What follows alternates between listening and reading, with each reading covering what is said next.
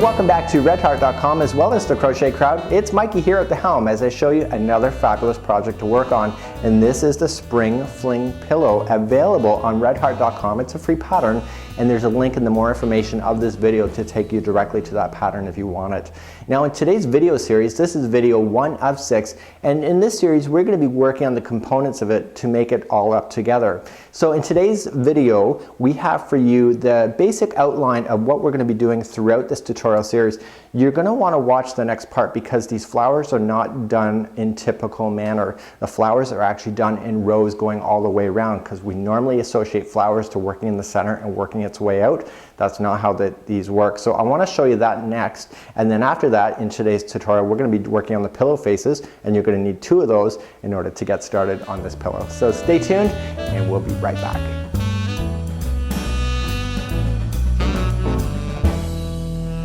So let's review the components that it takes to make this Spring Fling pillow so that you understand how we're working with this particular project. The first thing that we're going to do in this project is that we're going to be making the faces for this, and these are basically just a flat panel just like so. You will notice that the stitch work is really bumpy on one side, and on the other side it is more flat. So we want to make sure that the bumpy side stays on the outside of the pillow when we're fastening everything together. So this is your working edge when it comes to making the top of this flower. The other thing that we're going to be doing is that we're going to be doing a component, and this flower is made up in different sections, and this flower is not sewn into position, and I want to show you a little bit about it. So we're going to be working on the centerpiece just like so, and we're going to put some stuffing inside the centerpiece in order to make it pop.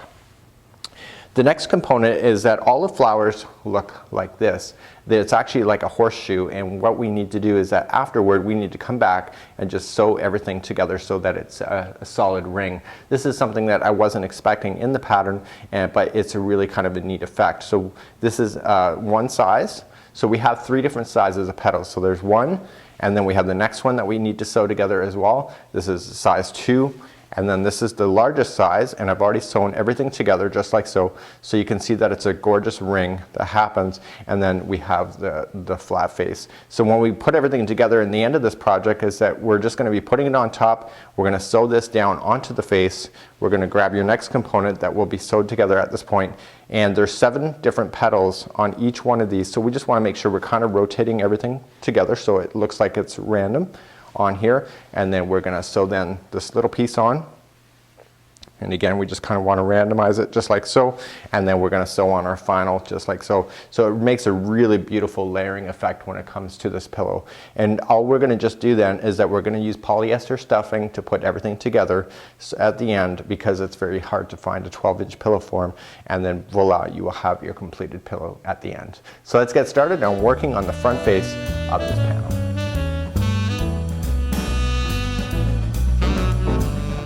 And welcome in. We're about to do the pillow faces just like so, and you can see that this is the same design between one and the other. You will notice that this pattern has a good side and a bad side. This is the good side showing the bumps, as you can see, but on the back side it's completely flat. It doesn't have the texture like the front does. So it's one of those interesting patterns. I've decided to add on trim on the outside of this. That's not part of the pattern. It's just a single crochet, and on the corners I just did 3 single crochets onto each one as I went all the way around. This is probably the simplest part of this particular project, and it actually goes extremely fast. To help you with doing the face, I recommend that you have a sheet and a piece of paper and start it at number 4 and work all the way down. So go 4, 5, 6, 7 and do it just like this, because there's only 2 different lines within this pattern, but it starts around 4. So basically everything in this column is all the same stitch, and then everything in this column going all the way down. Once you get to 24, 25, put a line there, and 26 is your second last line, and 27 is the final. So all I just do that when I'm working on this project is that I would just like kind of circle it at this point, then I know I'm done, and then when I do the next line I just circle it, and then when I do the second piece I come back and I actually scratch it out so I know that I've done it. So that's one of my little tips for keeping yourself organized. So let's get started. I am using Red Heart with Love today, using hot pink as my color, using a size 5.0 millimeter crochet hook. And so the pattern is asking us for chaining of 40. Create a slip knot just like so. And remember, the first one on the hook never counts as one.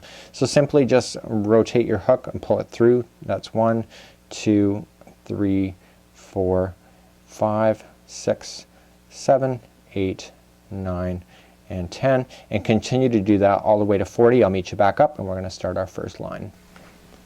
So here's your first line, just like so. It's not excessively big, it's only a 12-inch pillow, and now it's asking us to single crochet in the second chain from the hook and each all the way across. So this is the first. We want to come to the second, and we're just going to do a single crochet in, and very quick and simple, and it's just asking you to just come along the chain and just single crochet all the way. And if you need further help on what to identify first stitch, just kind of look carefully here. Just see that this line here is coming up in, and then this is the next one right here. So depending on how tight you are chaining, especially with newbie crocheters, they tend to be extremely tight. It's kind of harder to see. But essentially just single crochet all the way across this line. We'll meet back up in a second while we'll move you on to the next. This is a very quick and easy pillow face to be able to make. So I've gone all the way and it's single crocheted, and now I'm going to turn my work, and now let's move up to the next row. It says chain 3, count as a double crochet. Okay, no big deal. And then we says skip the first single crochet, double crochet into next each. So essentially this is what it means. This is actually big words for being very simple. So let's chain 3. So 1, 2, and 3. And essentially if you were to single crochet, you would come down into the same stitch where this is originating, and that's the stitch that they're asking you to skip. So in double crochet we normally always skip over that, and we just come into the very next stitch and we just double crochet as normal. So let's begin. So the next one, just double crochet. So let's go across this line as double crochet. This is one of 2 stitch work that we are going to be doing all the way across, and it's a very no-brainer. That's what makes this pattern so quick, is that every other line just looks like this. So it's very easy and fun. So let's continue to do that, double crochet all the way across. We'll meet you back up in a second and move along to the next round or next row. So I've gone all the way back across now, and now it's time to go on to row number 3. Now row number 3, so rows 2 and 3 are the repeat pattern throughout this particular project. So this double crochet will exist after we do this next row. So let's begin. It says chain 1, skip the first double crochet, counts as the first slip stitch, and then double crochet into the next. So we're just going to chain 1, and so basically we're just skipping over the stitch here, and we're going to double crochet into the very next one. Okay, so double crochet, no big deal. The next stitch we are going to do a slip stitch. So we're going to come in, pull through and through. Okay, and so the next one is a double crochet. So we're going to do this all the way across. So double crochet, the next one is a slip stitch. Okay, double crochet, and the next one is the slip stitch.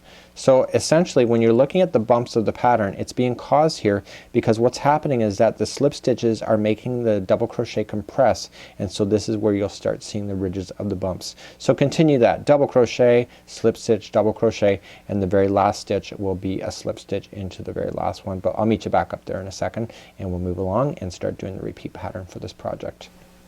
Now I'm coming up to the very end, and you can always tell if you've done it right. I've just done a slip stitch, and the next one will be a double crochet in, and then the final will be a slip stitch. So you will be able to know right away if your count is off at any point, because if this is the slip stitch and then you have a double crochet at the end, you know you've done it wrong. So remember, that is just a little tip at this point. So let's turn it, and I gotta show you now, because now the bumps are really evident here, and because this only has 2 rows, you're gonna notice that the bumps will always stay on one side. That's why one side will always be flat for you.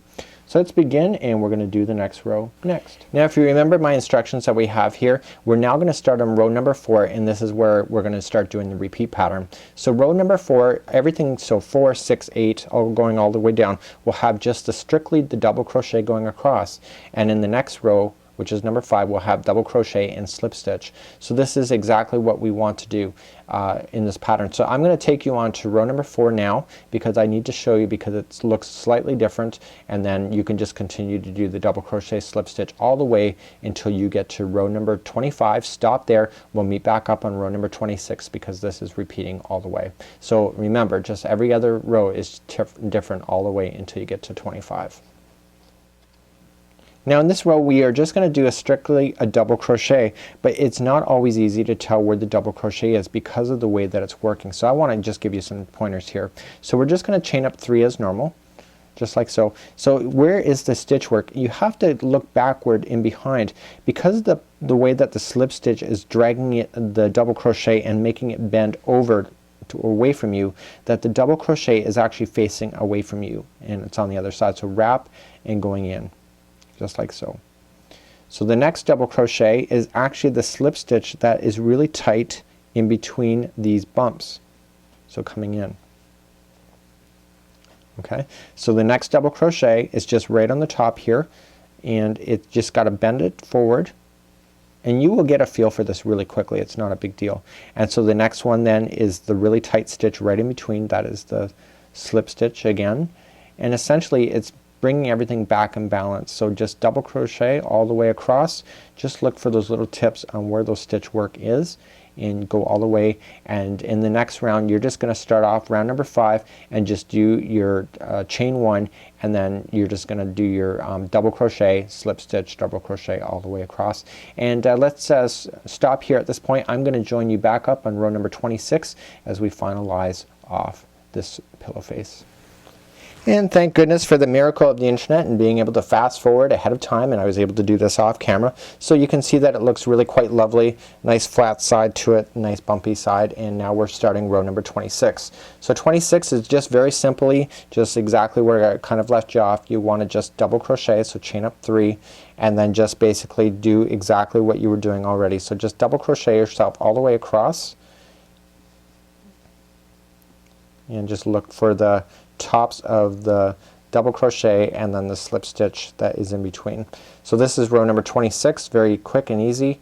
You've got your rhythm down at this point. You should be able to whip this off in no time. Let's meet back up at the end of the row, and we're going to start off with your final row, which is number 27. So row number 26 is now done. We're just going to simply turn our work and do our final idea here, and we are just going to chain up 1, and we are just simply going to single crochet ourselves all the way across, and this will conclude doing the pillow face. Now when I just switch the camera in just a second, I am going to show you how I did the trim work all the way around. If you're interested in that, that is not part of the pattern, but I want to show you anyway because it might give you some creative influence when you're working on your spring fling pillows. So just stand by. I'll be right back, and we will kick off doing some trim. So I've come all the way across. I'm just weaving in my final edge here, and we can catch that in when we're doing our sewing as well, and just kind of stretch everything back out and just make it look really pretty. So I used a white trim for my particular one, and now I want to show you how to do that. So I'm just going to grab my white again, and I'm just going to pull it forward, and essentially I'm just going to create a loop, and I'm just going to start off in a corner just like so. So I'm just going to go into a corner and do a loop onto the hook like that, and then keep my straggler down on top of the line.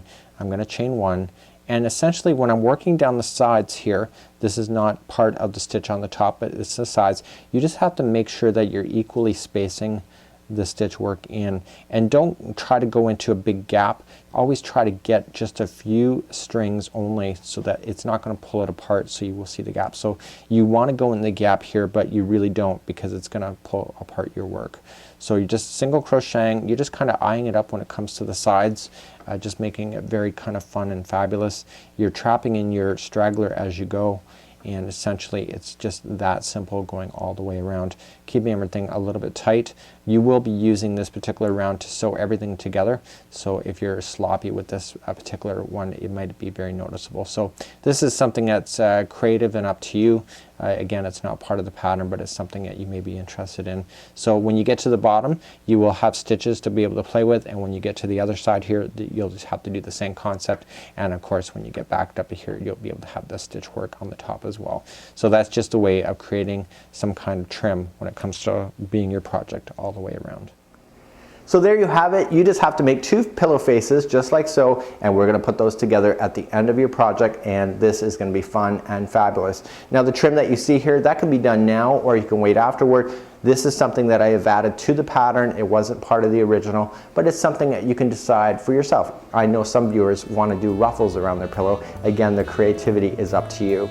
In the next video, we're going to be working on the center motifs, and these are the very center piece that appears in your flower. And this is all one component, even though there's two different colors. Don't let that fool you. It's all one flower. So join me next time as we work on the center motifs in video number 2.